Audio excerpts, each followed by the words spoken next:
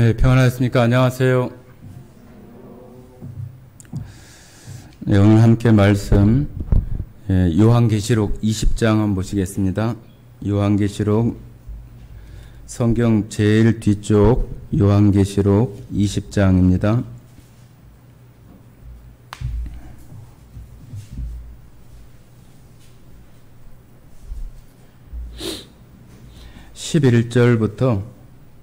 11절부터 15절까지 말씀 같이 읽도록 하겠습니다. 11절부터 15절까지 같이 읽겠습니다. 또 내가 크고 흰 보좌와 그 위에 앉으신 이를 보니 땅과 하늘이 그 앞에서 피하여 간데 없더라.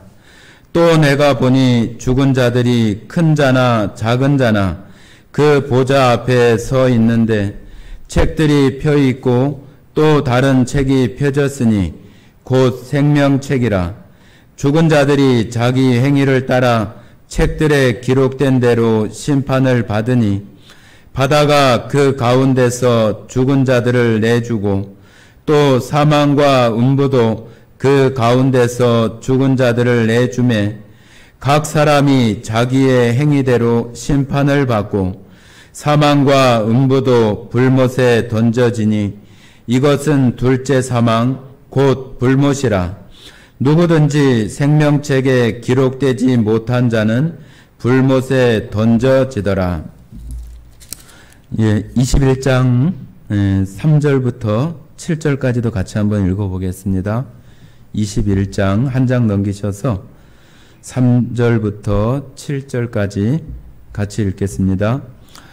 내가 들으니 보좌에서 큰 음성이 나서 이르되 보라, 하나님의 장막이 사람들과 함께 있음에 하나님이 그들과 함께 계시리니 그들은 하나님의 백성이 되고 하나님은 친히 그들과 함께 계셔서 모든 눈물을 그 눈에서 닦아주시니 다시는 사망이 없고 애통하는 것이나 곡하는 것이나 아픈 것이 다시 있지 아니하리니 처음 것들이 다 지나갔음이러라. 보좌에 앉으신 이가 이르시되 보라, 내가 만물을 새롭게 하노라 하시고 또 이르시되 이 말은 진실하고 참되니 기록하라 하시고 또 내게 말씀하시되 이루었도다. 나는 알파와 오메가요 처음과 마지막이라. 내가 생명수 샘물을 목마른 자에게 값없이 주리니 이기는 자는 이것들을 상속으로 받으리라. 나는 그의 하나님이 되고 그는 내 아들이 되리라. 네, 오늘 요한계시록 말씀을 읽었는데요. 오늘 하나님의 진리이신 예수님이라고 하는 그런 내용으로 같이 말씀을 나누고 싶습니다. 요한계시록을 우리가 읽으면 굉장히 좀 두려운 마음이 들고 또 하나님의 그 무서운 심판과 또 모든 그런 환난이나 어려움들을 이렇게 기록하고 있어서 요한계시록 읽기를 굉장히 두려워하는 그런 심령들도 있습니다. 그러나 우리가 읽거나 또 아니면 묵상하기를 두려워한다고 또 읽는다고 해서 그 말씀들이 없어지거나 사라지는 것이 아니라 여전히 하나님 앞에 있는 것들을 늘 기억해야 할 필요가 있습니다. 하나님은 여기 이렇게 무서운 말씀으로 심판의 주를 말씀하시지만 하나님을 알지 못하는 사람들에게는 무서운 심판이지만 하나님 앞에 구원받은 백성들에게는 정말로 그날이 너무 기대되고 또 우리의 구원이 완성이 되어지는 그런 그 날이기 때문에 구원받은 사람들에게는 그날이 환희와 기쁨이 되어지지만 그러지 못한 사람들에게 무서운 심판과 영원한 멸망과 저주 가운데 있게 되는 말씀이기 때문에 너무나 무서운 말씀입니다. 그러나 우리가 하나님 말씀을 우리가 잘 살펴보고 또 하나님의 선포하시는 그런 말씀을 그 약속들을 잘 붙든다면은 이것은 우리의 무서움이 아니라 두려움이 아니라 기다림이 되고 소망이 되는 그런 말씀들이 되어질 것입니다. 하나님께서 우리를 심판하시고 또 모든 자들을 다시 읽었던 말씀처럼 죽은 자들도 다시 다 일으키셔서 다시 심판하시는 그러한 자리에 있게 하시는 내용들을 우리가 생각하면은 우리가 상상할 수 없는 하나님의 그 능력을 우리가 생각하게 되는데 이것이 그냥 어떤 환상이나 또 그러한 우리의 생각 이상의 그러한 모습이기 때문에 우리가 상상하기 어렵지만 하나님께서 반드시 이와 같은 모습으로 우리에게 이루어 주실 것이라고 하는 것을 이렇게 성경에 기록하고 있는 것은 틀림없이 이 일이 이루어질 것이기 때문입니다. 우리들도 이것을 기대하고 또 구원받은 하나님의 백성으로서 여기 말씀하고 있는 것처럼 하나님은 우리의 정말로 아버지 하나님이 되시고 우리는 그의 아들이 된다고 하신 그 말씀처럼 우리가 그 사실을 기다리고 고대하는 마음으로 살아갑니다. 그것이 하나님께서 우리에게 약속해 주신 약속이고 또 선언이며 선포해 주신 말씀이기 때문입니다. 심판하시는 그 하나님은 그냥 아무렇게나 생각나는 대로 그냥 마구잡이로 심판하시는 것이 아니라 반드시 기준과 또 근거를 가지고 심판을 하시는 것입니다. 이 세상에서도 우리가 무슨 잘못을 하면은 법원에 가서 심판을 받거나 또 경찰에 잡히거나 그런 일들이 반드시 어떤 근거에 의해서 잡혀지게 되고 또 심판받고 또 거기에 맞는 벌을 받게 되는 것처럼 반드시 그 근거가 있고 기준이 있는 거예요. 하나님께서도 마찬가지로 그러한 것의 바로 기준과 근거는 바로 지금 우리가 보고 있는 이 하나님의 말씀, 이 성경이에요. 성경. 이 성경이 하나님의 모든 공의와 사랑과 공정하심과 공평하심과 그러한 것을 모두 다 충족하고 담고 있는 것이어서 하나님께서 바로 이것을 가지고 세상 모든 사람들을 심판하시는 거예요. 만약에 이런 것이 기준이 있지 않다고 한다면은 심판하는 그 자리에서 또 원고와 또 피고가 그러한 것에 대해서 변론하게 될 때에 어떤 근거를 찾지 못한다면은 그 형벌을 심판하실 근거를 찾지 못할 것입니다. 그러나 하나님께서는 로마서에 말씀하시는 것처럼 모든 자들을 다 심판 아래 있게 하기 위해서 율법을 주셨다고 하신 것처럼 모든 사람이 하나님 앞에 갔을 때 아무도 그것에 대해서 틀렸다, 맞지 않다, 합당하지 않다, 공평하지 않다, 정의롭지 못하다고 이렇게 아무도 변론할 수 없도록 그 근거와 기준을 우리 성경을 통해서 제시하고 있는 것입니다. 그래서 하나님께서는 20장에 말씀하신 것처럼 책들이 펴 있고 또 생명책이 펴져 있다고 하는 그 책 가운데 반드시 이 성경 말씀이 있는 것입니다. 그것을 통해서 우리들을 또 세상 사람들을 판단하시고 심판하시고 구원하시는 근거가 또 기준이 되는 것입니다. 그런데 우리가 지금 보고 있는 이 성경 하나님의 말씀 이것이 이 기준이 만약에 변해지거나 또 바뀌어지거나 그러한 일이 있다고 한다면은 그것은 있을 수 없겠지요. 그렇죠? 사람들은 시간이 흐르고 또 문화나 환경이나 여러 가지 어떤 상황에 따라서 세상에 있는 법들이나 기준들도 계속 변하고 또 만들어지고 또 바뀌어지기도 하고 개정되기도 합니다. 그런 것처럼 하나님의 말씀이 만약에 세상의 어떤 흘러가는 그 역사 가운데에서 이렇게 바뀌어지고 저렇게 추가되고 저렇게 빠지고 그러한 모습들이 되어진다면은 마지막에 갔을 때 하나님께서 심판하실 그 근거나 기준은 없는 거나 똑같아요. 그렇기 때문에 하나님께서는 우리가 보고 있는 이 하나님의 말씀, 이 기준과 이 근거는 절대로 변할 수 없어요. 그리고 변하지도 않아요. 사람들이 여기에 어떤 것을 더하거나 빼거나 그렇게 할 수 없도록 하나님께서 이것을 지켜가시고 이것을 이루어 가시기 때문이에요. 이 성경이 지금 여러분과 저가 지금 이 성경책 이렇게 잘 정리되고 또 깨끗하게 인쇄된 이 성경 66권의 이 성경을 우리가 볼 수 있는 것은 사람들이 이것을 잘 모아가지고 잘 추려가지고 했기 때문에 우리가 이것을 지금 이렇게 아주 깔끔하게 볼 수 있는 것이 아니라 하나님께서 이것을 잘 모을 수 있고 또 하나님의 말씀을 잘 정리할 수 있는 그러한 것들을 하나님께서 지켜가시고 보존해 가시는 그러한 일들이 지금까지도 있기 때문에 우리가 이 성경을 우리가 지금 볼 수 있는 거예요. 여러분 잘 아시는 것처럼 디모데 후서나 베드로 후서에 나오는 말씀처럼 하나님의 말씀은 성령의 감동하심을 입은 사람들이 하나님께 받아 말한 것이다. 그런 내용들을 여러분 너무 잘 아십니다.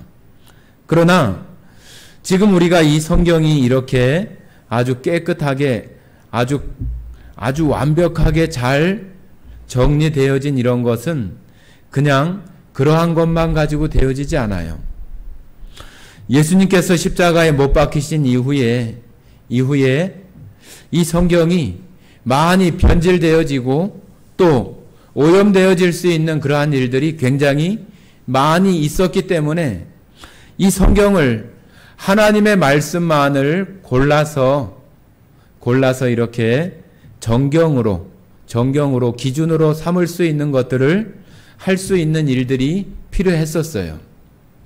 그 이전에는 그런 것들이 다 이렇게 다 흩어져 있고 또 이 성경 외에도 아주 수많은 많은 문서들이 그 당시에 여전히 많이 있었어요. 그런데 어떻게 이렇게 지금 우리가 보고 있는 이 성경 66권으로 아주 완벽한 하나님의 말씀을 담을 수 있는 것이 되어질 수 있는 것은 성경이 기록될 때에도 하나님의 감동하심을 입은 사람들이 하나님의 말씀을 받아서 기록하게 했던 것처럼 또 수많은 문서들 가운데에서 하나님의 말씀을 분별하고 그러한 것을 모으고 그러한 것을 하나님의 말씀으로 이렇게 묶을 수 있는 그러한 일에 참여했던 많은 사람들도 하나님께서 그 마음속에 감동하심을 주어서 이 성경을 보존하고 하나님의 말씀을 분별하고 그것을 모아서 이렇게 할 수 있는 그 일들도 그 가운데에 하나님의 감동하심을 사람들이 있었기 때문이에요. 예수님이나 또 예수님의 제자들 12명의 제자들이 살아있을 때나 또 그 제자들의 제자들이 살아있을 동안에는 누가 어떤 다른 얘기를 하면은 제자들이 나서서 아니야, 하나님의 말씀은 이거야, 이런 거야 하고 아주 분명하게 딱 구별하고 제시할 수 있는 사람들이 있었을 때는 그게 문제가 되지 않지만은 그런 사람들도 이제 나이가 들어서 죽고 제자들도 죽고 또 그의 제자들도 죽고 그런 시간이 흘러갔을 때 많은 다른 말을 하는 이단이나 또 잘못된 것들을 말하는 글들이나 그런 것들이 굉장히 많이 있었어요. 그렇기 때문에 그때 당시에 있었던 그 제자들의 제자들이라고 할 수 있는 또 교부들이나 그런 사람들이 이 성경을 정말로 그 정경화하고 하나님의 말씀으로 구별하고 또 선별하고 그럴 수 있는 것들이 필요하다고 하는 것을 생각하면서 이 성경을 하나님의 말씀을 모으기 시작을 했던 거예요. 그래서 우리가 잘 알고 있는 구약 성경 39권과 신약 성경 27권이 이렇게 정해지면서 그런 교부들이나 또 속사도들이나 그런 사람들에 의해서 이 성경 66권이 진행되어 오다가 390년대 말에 와서 전체 그 흩어져 있던 그 교회 대표들이 모여서 지금 66권으로 모여진 이 성경을 우리가 정경으로 하나님의 말씀으로 하자고 그것을 승인하는 그런 일들까지 되어지면서 우리가 지금 보고 있는 이 성경을 우리가 지금 이렇게 보고 있는 거예요. 앞으로 이후에도 우리가 살아가고 또 다음 세대들이 살아가는 그 시대에도 또 성경이 또 번역되어지고 또 흩어져 나가겠죠. 지금 전 세계에 거의 3,000개 언어로 다 번역이 되어져서 이 성경이 각 나라의 말들로 하나님의 말씀이 다 읽혀지고 보여지는 그런 시대에 지금 우리가 살고 있어요. 그렇기 때문에 이 말씀을 하나님께서 모든 사람들을 심판하시는 그 자리까지 이 성경을 어느 누구도 변개하거나 고치거나 개정하거나 더하거나 빼게 할 수 없도록 그것을 사람들이 만약에 한다면은 그거는 얼마든지 고쳐질 거예요. 왜 그러냐면 사람들은 생각이 다르잖아요. 이렇게 주장하는 사람도 있고 저렇게 주장하는 사람도 있기 때문에 그런 것들 가운데서 어떻게 그걸 결정을 해요? 민주주의의 어떤 다수결이나 어떤 제비뽑기나 어떤 그러한 것으로 결정이 되어진다면은 아마 이 성경이 많이 늘어나거나 많이 줄어들거나 그렇게 되겠죠.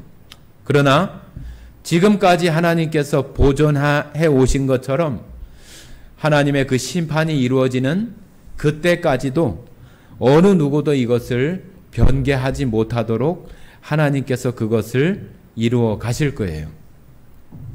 자, 우리 잘 아는 말씀 한번 이사야 말씀 한번 보시겠습니다. 이사야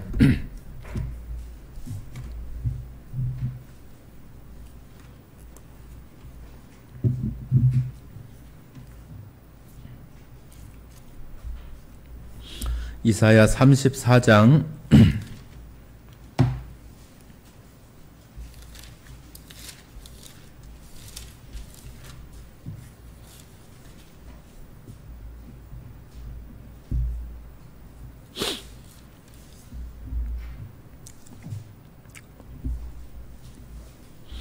16절부터 16절만 읽도록 하겠습니다. 16절 같이 읽겠습니다. 너희는 여호와의 책에서 찾아 읽어보라. 이것들 가운데서 빠진 것이 하나도 없고 제 짝이 없는 것이 없으리니 이는 여호와의 입이 이를 명하셨고 그의 영이 이것들을 모으셨음이라. 네, 여기는 이스라엘 외에 그 열국에 있는 다른 이방 민족들에 대한 이야기를 하면서 그 동물이나 새에 대한 이야기를 하면서 그것들이 완전히 그 심판받게 되는 그러한 일들을 말씀하시면서 그 하나님의 그 말씀이 이루어지는 것을 선지자에게 이사야에게 말씀하시면서 하나님께서 기록하는 이 책, 그 책에 대해서 이렇게 말씀을 하시는 거예요. 너희는 여호와의 책에서 찾아 읽어보라. 이것들 가운데서 빠진 것이 하나도 없고 제 짝이 없는 것이 없으리니 이는 여호와의 입이 이를 명하셨고 그의 영이 이것들을 모으셨음이라. 자, 하나님께서 이 말씀에 대해서 하나님께서 말씀하셨고 또 그 말씀하신 것이 한 사람에게 우리 이 성경 66권이 한 사람이 처음부터 끝까지 기록한 것이 아니라 1600년이라고 하는 긴 시간 동안에 여러 시대에 거의 40명 정도 되는 사람들에게 말씀하신 내용들이 지금 묶여진 거예요. 그런데 1600년이라고 하는 기간 동안에 기록되어진 것임에도 불구하고 똑같은 그런 줄거리와 똑같은 그런 중심의 내용들을 담고 있다고 하는 것은 너무 참 신기한 거죠. 마치 한 사람이 기록한 것처럼 그 중심 줄거리나 그 이야기에 이어지는 그러한 것들이 너무 한 사람이 적은 것처럼 그와 같이 되어진 것은 하나님이 이런 것들을 선지자에게 말씀하시고 또 그러한 것들을 또 그 하나님께서 모으시는 그러한 일들을 하지 않았다면은 이것이 어떻게 한 사람이 쓴 것처럼 한 줄거리를 담고 있고 한 내용을 담고 있을 수 없을 거예요. 지금 여기 34장에 말하고 있는 것처럼 하나님께서 이것을 명하시고 그의 영이 이것들을 모으셨기 때문에 하나님이 하신 이것을 끝까지 이것을 이루어 가시고 우리의 모든 사람들을 심판하시는 그 자리에서 기준이 되고 또 근거가 되는 그러한 것으로 할 수 있도록 하나님께서 보존하시고 지켜가신다고 하는 거예요. 그렇기 때문에 이런 것이 나중에 변개되거나 어떻게 되거나 그런 것에 대해서 우리가 또 막연하게 어떤 염려하거나 그럴 필요 하나도 없어요. 지금까지 그랬던 것처럼 하나님께서 그것을 지켜가시고 보존해 가시는 거예요. 그런데 하나님께서는 여기 우리가 보고 있는 이 성경 가운데에서 가장 중심이 되고 가장 기준이 되고 가장 주인공이 되는 것은 여러분들 잘 아시는 것처럼 예수님에 대한 이야기를 담고 있는 거예요. 하나님께서 이 성경에 하나님의 뜻과 하나님의 계획을 이루어 가시는 그 내용들이 그 중심에 바로 예수님이 계시는 거예요. 예수님. 여러분, 구약 성경은 세상이 창조되고 이스라엘 백성이 다시 그 민족과 나라로 형성이 되어지면서 그때부터 어떤 것이 시작이 되냐 하면은 하나님을 예배하고 제사하는 그 성막, 성전에 대한 그러한 기록들이 예수님 시대까지 계속 이어져요. 출애굽 때부터 그 광야 때부터 모세에게 보여주었던 그 성막이 솔로몬 때에는 건축이 되는 그러한 성전으로 되어져서 예수님 때 그 헤롯 대왕 때까지 그 성전이라고 하는 하나님이 예배되고 하나님 앞에 제사가 되어지는 그러한 일들이 예수님 때까지 계속 이렇게 이루어지는 것들을 우리가 봅니다. 그 성막, 이스라엘 백성들이 그 구약 시대에 했었던 그 광야에서 했었던 그 성막이나 또 건축물로 지어서 성전을 삼았던 그러한 것들도 다 누구를 가리키고 있냐 하면은 다 예수 그리스도를 가리키고 있는 모형이고 그림자라고 성경에서 그렇게 말하고 있어요. 그래서 우리는 그 성막에 나오는 여러 가지 기구들이나 모양들이나 쓰고 있는 재료들이나 그런 것들이 다 예수님을 나타내고 예수님을 드러내고 있다고 하는 것들을 여러 경로나 설교를 통해서 많이 배웠어요. 그렇기 때문에 구약에 나오는 그러한 내용들도 다 그림자의 모습으로 예수님을 가리키고 있는 것이고 신약에 와서 그 예수님은 바로 그 성전을 다 헐어버리고 자신이 그 성전된 것을 나타내 보이시는 것으로 정말로 완벽하게 그 구약의 제사를 예수님께서 이루어 버리시는 일들을 해버리는 거잖아요. 그것이 성경에서 하나님께서 예수님을 통해서 하나님 자신의 그 뜻, 그 계획을 이루어 가시는 거예요. 하나님은 에덴 동산에서 아담으로 시작한 그 하나님과 사귐을 갖고 또 아담 자신이 그 하나님을 사랑하는 그런 대상으로 그렇게 교제하는 대상이 되어졌던 그런 모습에서 사단 마귀로 인한 그 죄악으로 그 에덴 동산에서 쫓겨나게 되잖아요. 그죠? 쫓겨나서 지금까지 겪고 있는 모든 인류가 겪고 있는 모든 그 고통이나 어려움들이 다 그 사단 마귀의 그 죄로 인한 그 아담으로부터 시작되어진 거잖아요. 그것을 하나님께서는 그 첫째 아담 에덴 동산에서 실패했던 그 첫째 아담의 일을 둘째 아담인 예수님을 통해서 이루시는 것이, 그것을 다시 이루시고 회복시키는 것이 하나님의 뜻이고 하나님의 계획이에요. 그것이 성경 창세기부터 요한계시록까지의 전체의 그 내용이라고 말할 수 있어요. 그래서 이 성경은 바로 예수님에 대한 얘기라고 하는 것을 우리가 알 수 있는 것입니다. 자, 여러분 잘 아시는 요한복음 5장 한번 보십니다. 요한복음 5장.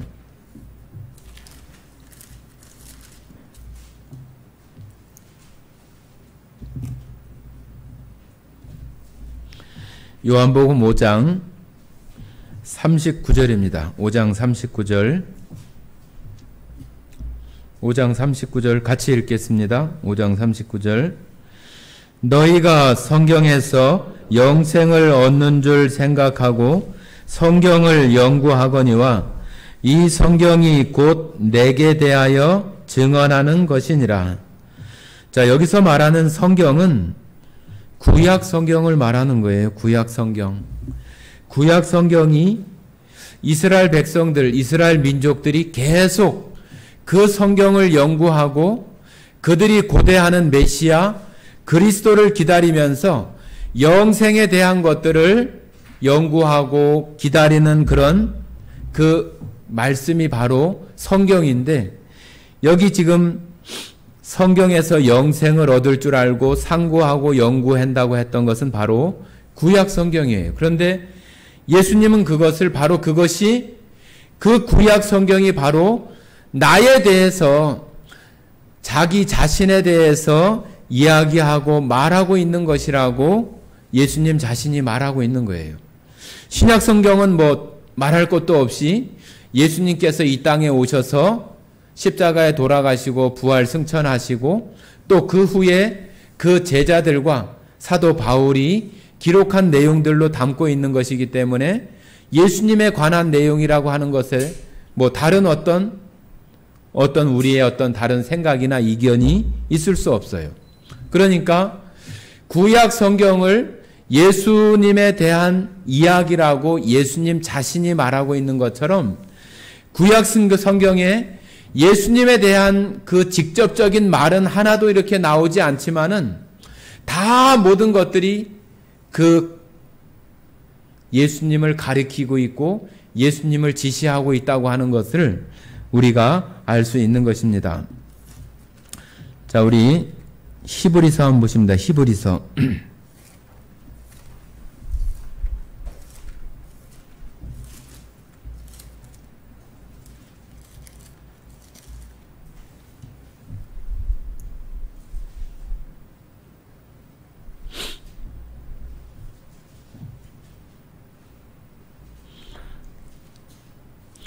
9장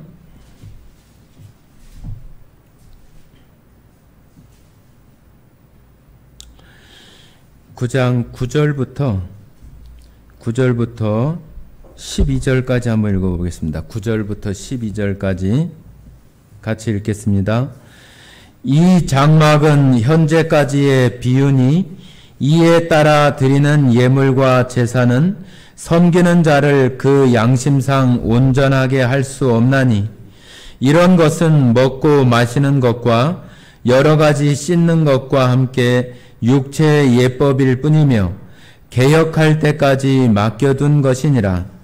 그리스도께서는 장래 좋은 일의 대제사장으로 오사 손으로 짓지 아니한 것 곧 이 창조에 속하지 아니한 더 크고 온전한 장막으로 말미암아 염소와 송아지의 피로 아니하고 오직 자기의 피로 영원한 속죄를 이루사 단번에 성소에 들어가셨느니라. 자, 옛날에 있었던 그 장막과 이 땅에 오신 예수 그리스도께서 그 모든 것들을 자기 피로 완벽하게 이루셨다고 이렇게 말씀을 하시고 있는 것입니다. 자, 10장 1절도 같이 읽어보겠습니다. 10장 1절 같이 읽겠습니다. 율법은 장차 올 좋은 일의 그림자일 뿐이요 참 형상이 아니므로 해마다 늘 드리는 같은 제사로는 나오는 자들을 언제나 온전하게 할 수 없느니라. 자, 여기 율법은 장차 올 좋은 일의 그림자일 뿐이요, 그렇게 말씀하고 있어서 율법은 단순히 십계명이나 하나님께서 이런 거 해라, 하지 말아라 하는 그런 율법의 어떤 조항들만 얘기하는 것이 아니라 구약 성경 전체를 율법이라고 이렇게 말할 수 있는 것입니다. 그래서 율법은, 구약 성경은 장차 올 좋은 일의 그림자일 뿐이요 참 형상이 아니므로 해마다 늘 드리는 같은 제사로는 나오는 자들을 언제나 온전하게 할 수 없느니라. 그런 말하고 똑같은 말이에요. 그래서 구약에 되어졌던 그런 일들이 온전하지 않기 때문에 하나님께서 이 땅에 예수님을 보내시고 예수님으로 말미암아 그 일들을 완벽하게 이루어 주시는 것을 구약의 율법을 통해서 그림자로 보여주시는 것들이라고 하는 거예요. 그래서 예수님께서 또 그 복음서에도 말씀하고 있는 것처럼 구약 성경에 말씀하고 있는 그런 내용들이 다 자기 자신을 가리키고 또 자기 자신에 대한 내용이라고 하는 것들을 예수님 스스로가 요한복음 5장 39절에 말하고 있는 것처럼 그와 같은 말씀으로 해주시고 있는 것들을 볼 수 있습니다. 누가복음 한번 보겠습니다. 누가복음 24장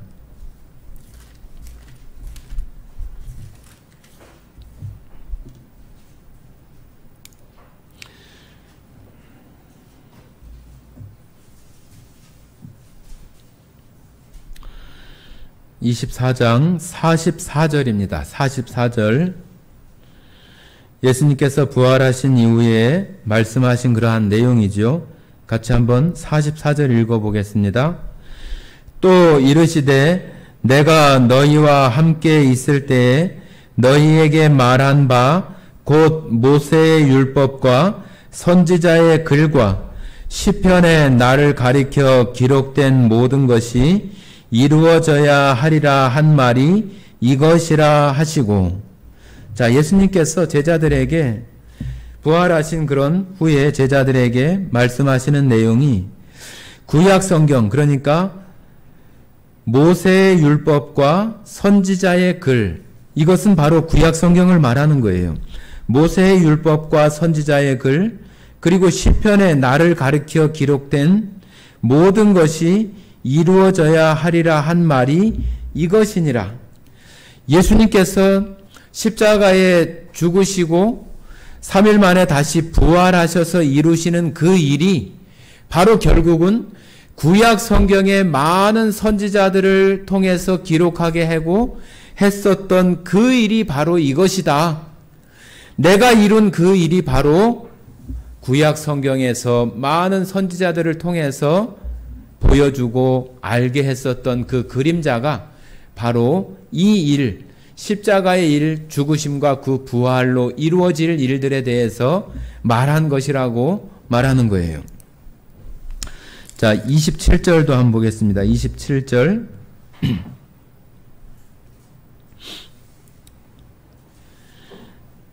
27절 같이 읽어보겠습니다. 이에 모세와 모든 선지자의 글로 시작하여 모든 성경에 쓴 바 자기에 관한 것을 자세히 설명하니라. 자, 예수님께서 구약 성경에 나오는 모세와 모든 선지자들의 글에 대해서 예수님에 관한 이야기를 제자들에게 잘 이렇게 설명을 해준다고 하는 얘기예요. 그러니까 어찌 보면은 구약 시대의 모세와 선지자의 글을 통해서 말씀하시는 그 내용의 실체이신 예수님께서 그 내용들을 하나하나 잘 풀어서 제자들에게 이렇게 설명하고 그게 바로 이것이다. 그게 바로 예수님께서 십자가의 죽으심과 부활로 이루시는 그러한 내용들에 대해서 말하고 있는 것이라고 하는 것을 제자들에게 가르쳐 주는 거예요. 그래서 신약 성경에서 예수님이 직접 제자들에게 구약 성경에 대해서 이것이 바로 나에 대해서 말하는 것이라고 직접적으로 이렇게 표현하시고, 또 구약 성경에서 모세 역시도 바로 이후에 나와 같은 선지자를 일으키셔서 새로운 출애굽을 이루는 그 일에 모세가 쓰여진 것처럼 정말로 완벽하게 이스라엘 백성 온 인류를 향하여 이루어지는 그 하나님의 뜻, 그 구원의 일을 이루게 되는 그 메시아 그리스도가 나와 같은 선지자 하나가 일으켜질 거라고 하는 것을 말하는 거예요. 같이 한번 그 말씀 한번 찾아보도록 하겠습니다. 신명기 한번 찾아보겠습니다. 신명기.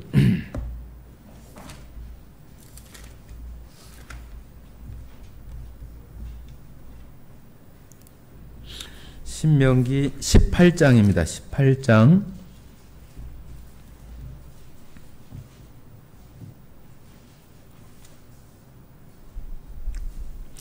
18장 15절 말씀 한번 읽어보겠습니다. 같이 읽겠습니다. 내 하나님 여호와께서 너희 가운데 내 형제 중에서 너를 위하여 나와 같은 선지자 하나를 일으키시리니 너희는 그의 말을 들을지니라. 자, 18절도 읽어보겠습니다. 18절. 내가 그들의 형제 중에서 너와 같은 선지자 하나를 그들을 위하여 일으키고 내 말을 그 입에 두리니 내가 그에게 명령하는 것을 그가 무리에게 다 말하리라. 자, 모세에게 이렇게 말한 것을 하나님께서 너와 같은 선지자 하나를 일으켜서 내 말을 그의 입에 두고 또 그에게 명령하는 것을 또 무리들에게 다 말할 것이다. 그렇게 말하고 있어서 모세도 결국은 자기가 어떤 그 이스라엘 민족 전체를 구원하거나 완벽하게 온전하게 하는 일들을 하는 것이 아니라 모세는 다시 또 자기와 같은 선지자 하나를 일으키시는 하나님께서 하시는 그 일을 가리키고 있는 것처럼 바로 그 가리키는 그 대상은 예수님이시고, 또 아브라함도 마찬가지로 아브라함이 곧 내 씨에서 나올 자로 인하여 모든 자들이 복을 받게 될 것이라고 했던 그 씨가 바로 예수 그리스도, 이 땅에 오시는 그 구원자를 나타내는 그런 말이에요.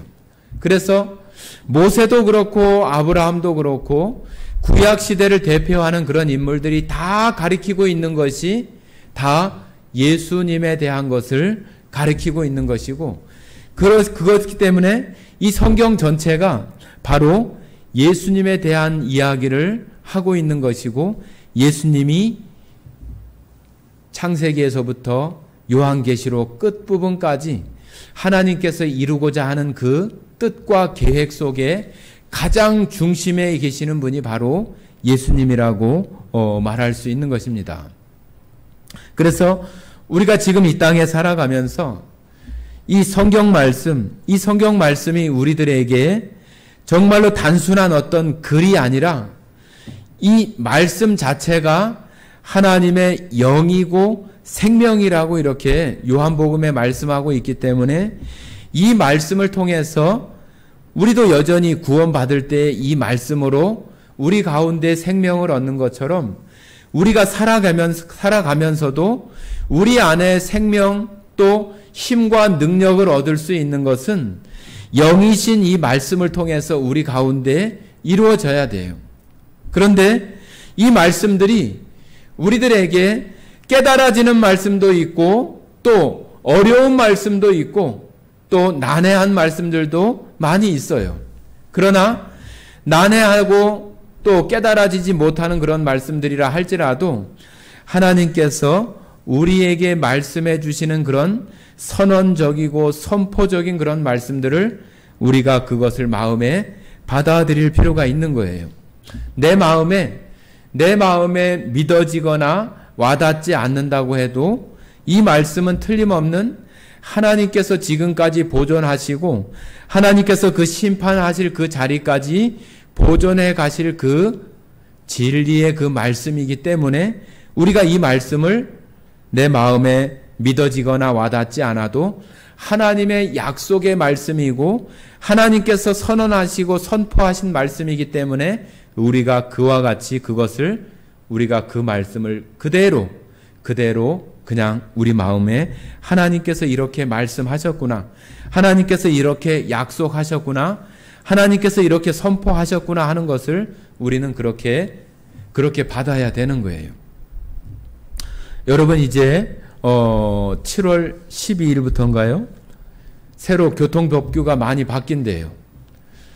제일 큰 것이 우리가 차가 우회전할 때 횡단보도에서 무조건 이렇게 멈춰 서야 되는 그런 그 조항들로부터 시작을 해서 어떤 범칙금이나 그 위반하는 어떤 그 조항들에 대해서 벌점이나 그런 것들이 상당히 이렇게 강화되어져서 이제 제가 알기는 12일부터인데 12일부터는 그것을 이제 단속하기 시작하고 그렇게 한다고 그래요. 그것도 똑같잖아요. 우리가 그것을 뭐 인정하든 인정하지 않든 국가에서 그것을 법을 공포하고 또 계도하고 언제부터는 이렇게 시행하겠다 하면은 그것은 그냥 그렇게 이루어지는 거예요. 하나님의 말씀도 마찬가지예요. 하나님의 말씀을 우리가 법이라고도 하고 그렇게 구약 성경에 많이 표현하잖아요. 그런 것처럼 내 마음에 와 닿고 또 믿어지고 그런 것과 상관없이 하나님께서 말씀하신 그 내용은 그렇게 시행되어지고 이루어지고 그렇게 맞춰준다고 하는 것에 대해서 우리가 그것을 선언적인 말씀으로 받아들이고 우리가 그와 같은 어떤 행동이나 그거에 맞는 행동이나 그런 생활을 해나갈 수 있도록 우리가 취해 나가야 되는 거예요. 내가 마음에 와닿지 않는다고 해서 내가 이쪽 방향으로 한다면은 우리가 범칙금이나 또 어떤 것의 제재를 받는 것처럼 우리가 하나님의 말씀이 내게 와닿지 않는다고 해서 그것을 내가 그 방향으로 가지 않으면은 똑같이 그런 제재나 우리가 어떤 어려움이나 또 하나님의 어떤 기쁨이나 즐거움들을 내가 내 생활 속에서 누릴 수 없는 그런 모습으로 우리가 살아갈 뿐인 것으로 남게 되는 거예요. 하나님의 말씀은 하나님의 진리 되신 이 말씀은 내가 믿어지기 때문에만 그 말씀에 순종하거나 복종하는 것이 아니라 믿어지지 않고 와닿지 않아도 내가 그 말씀을 진리되는 그러한 말씀으로 우리가 받아들이면은 또 그렇게 우리 마음속에 생각한다면은 그 방향으로 우리가 생활을 해야 되고 그 방향으로 우리가 나아가야 되는 거예요. 그랬을 때 우리의 삶이 주님 안에서 살아가는 그런 삶으로 살아갈 수 있는 생활을 할 수 있는 것입니다. 성경은 어제나 오늘이나 내일이나 동일하고 예수 그리스도도 어제나 오늘이나 내일이나 동일한 것처럼 하나님의 심판하시는 그런 것도 어제나 오늘이나 내일이나 동일해요. 예전에 살았던 사람은 다른 기준으로 하고 또 미래에 사는 사람은 다른 기준으로 하고 우리는 이 기준으로 하고 그렇게 하지 않아요.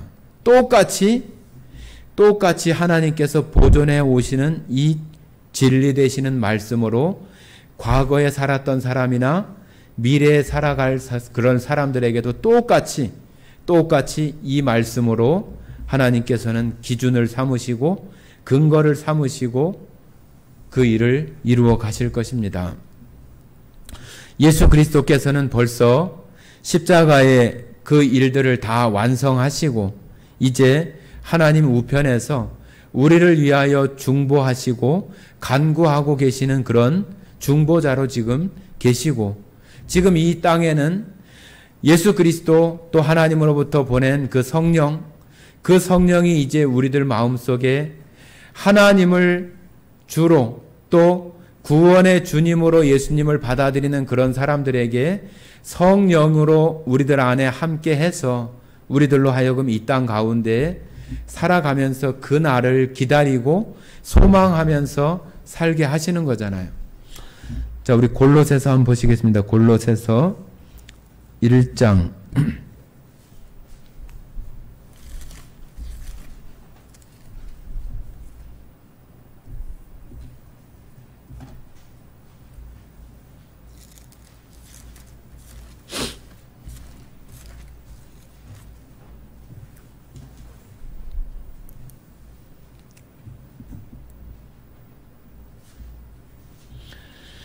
16절부터 18절까지 말씀 같이 읽어보겠습니다. 16절부터 18절까지. 만물이 그에게서 창조되되 하늘과 땅에서 보이는 것들과 보이지 않는 것들과 혹은 왕권들이나 주권들이나 통치자들이나 권세들이나 만물이 다 그로 말미암고 그를 위하여 창조되었고 또한 그가 만물보다 먼저 계시고 만물이 그 안에 함께 섰느니라. 그는 몸인 교회의 머리시라. 그가 근본이시요 죽은 자들 가운데서 먼저 나신 이시니 이는 친히 만물의 으뜸이 되려 하심이요. 자, 여기 근본이라고 이렇게 18절에 말씀하고 있어서 근원 또 원인, 그런 그 의미의 헬라어로는 아르케라고 하는 그런 말을 쓴다고 그런 단어를 쓰는데, 이것이 어떤 그 사람들은 다 세상에는 어떤 원인이 있어서 결과가 이렇게 되는 거잖아요. 그죠?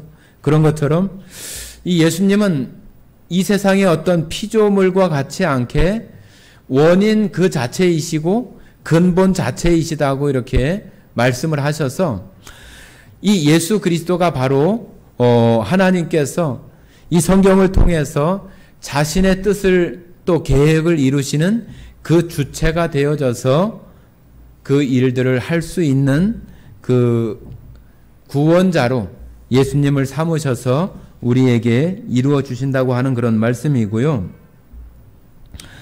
13절 한번 보시겠습니다. 13절.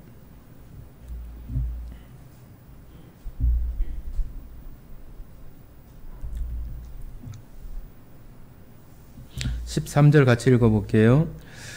그가 우리를 흑암의 권세에서 건져내사 그의 사랑의 아들의 나라로 옮기셨으니 그 아들 안에서 우리가 속량 곧 죄사함을 얻었도다. 자, 여기 예수 그리스도께서 하신 그 일이 우리를 흑암의 권세에서 건져내사 그의 사랑의 아들의 나라로 옮기셨으니 해서 완료형을 이렇게 쓰고 있잖아요. 완료형. 완료라고 하는 것은 모든 것을 다 이루었다, 다 끝냈다, 아직 이루지 아니한 어떤 미래형이 아니라 완료형으로 이렇게 하고 있어서 우리가 어둠 가운데 있는 그러한 권세에서, 흑암의 권세에서 건져내사 그의 아들의 나라로 옮기셨다, 그렇게 말씀하고 있고, 요한복음 5장 24절에도 믿는 자는 사망에서 생명으로 옮기셨으니 그렇게 말하고 있어서 거기도 똑같이 완료형을 이렇게 쓰고 있어요. 그러니까 우리 지금 이 육체는 우리가 지금 이 세상 속에 살아가고 있지만은 하나님의 그 진리 되시는 말씀 속에서 우리는 지금 하나님의 생명의 나라로 옮겨졌고 또 어둠의 흑암의 권세에서 건져내져서 하나님의 나라로 옮겨진 그런 그 신분, 그런 상태가 되어진 것이 바로 구원받은 하나님께서 뜻하신 그 계획, 예수님을 통해서 둘째 아담 예수님을 통해서 십자가로 완벽하게 이루신 우리의 구원, 속량하심, 그것을 완벽하게 이루셨다고 하는 것을 믿는 자들에게, 믿는 자들은 흑암의 권세에서 건져내시고 또 사망에서 생명으로 옮겨진 바 됐다고 우리들에게 선언하시고 선포하시는 거예요. 그것을 우리가 믿음으로 화합되어진다고 한다면은 그 사람은 하나님의 그 약속의 말씀에 따라서 우리가 아들의 나라로 옮겨지고 또 사망에서 생명으로 옮겨진 그런 사람이 되어진 거잖아요. 그죠? 그것이 우리가 이 성경의 말씀을 믿는 거예요. 지금 우리가 생각할 때는 난 여전히 이 세상 가운데 이렇게 살고 있는데 하나님은 우리를 옮겼다고 얘기하고 건졌다고 얘기하는 그것을 우리가 그것을 믿음으로 받아들이는 것처럼 하나님의 말씀 우리들에게 다 와닿지 않고 다 이해되지 않을 수 있지만 그것을 진리 되시는 하나님의 말씀으로 우리가 보고 그것을 우리가 마음 가운데 생각하면서 그 말씀의 방향대로 우리가 생활하고 나아가는 모습이 되어질 때 우리가 어느 때에 그러한 말씀들이 다시 우리 마음 가운데 이루어지고 또 믿음으로 그 말씀을 화합할 수 있는 그러한 때에 우리가 있을 수 있는 거예요. 성경 말씀은 처음에 말씀드린 것처럼 하나님께서 이 세상 끝날까지 보존하시고 또 지켜가시는 그런 말씀이에요. 우리 사람들이 지켜가는 것이 아니라 하나님께서 지켜가시는 거예요. 교회를 인도하는 것이 어떤 목사나 어떤 지도자가 아니라 하나님께서 이 교회를 세상 끝날까지 인도해 가시는 것처럼 하나님의 말씀도 하나님께서 인도해 가시고 유지해 가시고 보존해 가시는 거예요. 그래야만 하나님은 우리들을 이 세상 모든 사람들을 심판하실 수 있는 그 근거와 기준을 가질 수 있는 거예요. 그러지 않으면은 하나님은 심판할 수 없어요. 이렇게 저렇게 그러한 것들이 변화된다면은 하나님께서 어떤 근거로 어떤 기준으로 심판하실 수 있겠어요? 하나님은 하나님의 그 일을 이루시기 위해서 하나님 자신이 이 말씀을 보존하시고 또 지켜가시고 또 교회를 지켜가시고 인도해 가시는 그러한 일들을 해 나가시는 것입니다. 여러분들이 살아가는 그런 시대에 어려운 일들도 많고 또 국가적으로는 우크라이나나 그런 나라처럼 전쟁에 휩싸일 수도 있고 경제적으로 또 어떤 것으로 어려움들이 있을 수 있는 것처럼 우리들의 그 각각 생활 속에도 여러 가지 어떤 그 어려움들이 있을 수 있어요. 그러나 하나님께서 이스라엘을 통해서 이 인류 역사의 그 큰 어떤 흐름 속에서도 예수 그리스도의 그 뜻을 이루어 가시는 것처럼 여러분 한 사람 한 사람이 어렵고 힘든 일을 만나고 고된 어떤 삶 속에 살아가는 그런 속에서도 우리의 그 구원의 생명을 하나님께서 지켜가시고 우리들을 하나님의 그 영원한 처소 그 나라에 이를 때까지 우리들을 지켜가시고 인도해 가시는 일들을 해 가시는 거예요. 우리가 악한 일을 만난다고 해서 어려운 일을 만난다고 해서 하나님의 뜻이나 계획이 좌절되지 않는 것처럼 우리가 성경을 통해서 이스라엘 백성들의 역사를 보잖아요. 그들이 어렵고 나라가 다 없어지고 멸망당하는 그런 일들이 있었지만은 하나님께서는 그런 일들 가운데에서도 하나님의 그 뜻을 하나님의 그 일들을 성취해 가시고 이루어 가시는 그 일들을 아주 성실하게 이루어 가시는 것처럼 여러분 한 사람 한 사람 구원받은 한 사람 한 사람을 하나님께서 그와 같이 지켜가시고 또 여러분이 겪는 어려움 또 질병이나 또 어려운 환경 가운데 있다 할지라도 하나님께서는 그것을 더 안타까워 하시면서 여러분들을 지켜갈 수 있는 그 길들을 하나님께서는 또 마련하시고 그 길들을 또 내고 사막의 강과 길을 내시는 것처럼 길이 없는 가운데에도 하나님께서는 그 길을 내시면서 우리를 보존해 가시고 지켜 가시고 마침내 하나님께서 약속하신 그 나라에 이를 때까지 우리를 지켜 가시는 일들을 해 나가시는 거예요.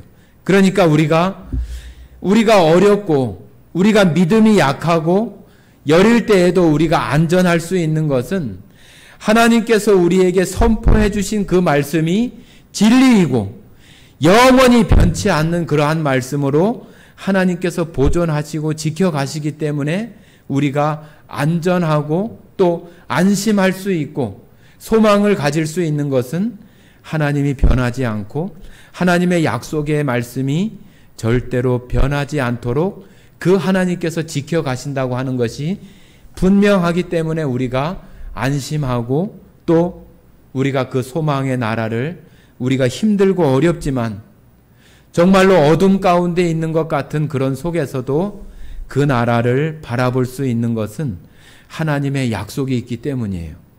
하나님께서 선언하신 말씀이 있기 때문이고 하나님께서 선포하신 말씀이 여전히 있고 여전히 그 하나님 앞에까지 지켜가실 것이기 때문이에요. 그러면은 우리 편에서 우리의 이 구원받은 이것이 우리의 어떤 환경이나 그러한 것에 따라서 여리게 될 수도 있고 어둡고 절망 가운데 있는 것처럼 보일 수도 있지만 하나님의 선언하신 말씀이 변하지 않는 한 그럴 수 없다고 하는 거예요. 그럴 수 없다. 로마서에 그런 표현 잘 있잖아요. 너희가 죄 아래 율법 아래 있다고 해서 죄를 범할 수 있느냐? 그럴 수 없느니라. 그럴 수 없느니라 말하는 것처럼 우리의 어떤 감정이나 환경에 따라서 하나님의 약속이 변하는 것이 아니라 하나님의 약속은 절대 흔들리지 않고 우리에게 선포하신 그대로 지켜가신다고 하는 것에 우리 마음에 안심하고 하나님의 약속의 말씀들을 우리가 더 붙들고 그 방향을 향해서 우리의 생활들을 정말로 지금 지쳐있고 낭망된 그런 속에 있겠지만 그런 속에 있을 수 있겠지만 정말로 하나님의 말씀이 우리 발등에 등불이 되어지고 우리가 나아가는데 소망이 되어지는 그런 빛이 되어져서 영원히 꺼지지 않고 영원히 시들지 않는 그러한 그 생명으로 하나님께서 여러분과 저를 향해서 선언하시는 그러한 약속의 말씀들을 늘 바라보면서 지금 힘든 가운데에서도 그 주님을 바라보시고 그 약속의 말씀을 붙들고 정말로 더 꽉 붙들 수 있는 그런 여러분들이 되어져서 안심하고 소망 가운데에 그 주님을 기다리면서 사실 수 있는 그 근거가 지금 여러분 앞에 이 말씀, 약속의 말씀으로 있다고 하는 사실에 감사하며 우리가 하루하루를 더 힘차게 그 약속을 바라보며 살아가시기를 바랍니다. 함께 기도하고 마치겠습니다. 사랑 많으신 아버지 하나님 감사드립니다. 오늘 하나님의 약속의 말씀을 하나님께서 보존하시고 심판의 그 자리까지 지켜가신다고 하는 그런 약속의 말씀을 살펴보았습니다. 성경에 많은 이야기들과 또한 많은 사람들이 나오지만 결국은 하나님께서 에덴 동산에서 실패하신 그 일들을 둘째 아담인 예수 그리스도를 통하여 이루어 주신 것들을 보여주고 또한 선언하시는 그러한 말씀임을 우리가 살펴보았습니다. 여기 머리 숙인 모든 성도들 어떤 형편과 어떤 상황 속에 있는지 알 수 없지만 우리 형편이 중요한 것이 아니라 하나님께서 어떻게 약속하시고 어떻게 말씀하셨는지가 더 중요한 것인 것을 알게 하셔서 그 약속의 말씀을 더 붙들게 하시고 그 약속의 말씀을 더 바라보게 하셔서 어려움과 절망 가운데에도 희망에 또 주님을 바라보게 하시고 또한 하나님의 약속의 말씀을 소망으로 삼고 다시 힘을 내서 주님을 향해 나아가는 성도들이 다 되게 하시기를 원합니다. 오늘 이 시간 참여한 모든 성도들과 가정들 위해 하나님의 그 약속의 말씀이 더 분명하고 선명하게 그 심령 안에 선포되고 선언되어져서 소망을 갖게 하시고 또한 희망을 갖게 하시는 그러한 변화가 그 심령 안에 있게 되기를 간절히 원하오며 우리를 사랑하시고 언제나 우리의 소망과 약속이 되시는 예수님 이름으로 기도드렸습니다. 아멘.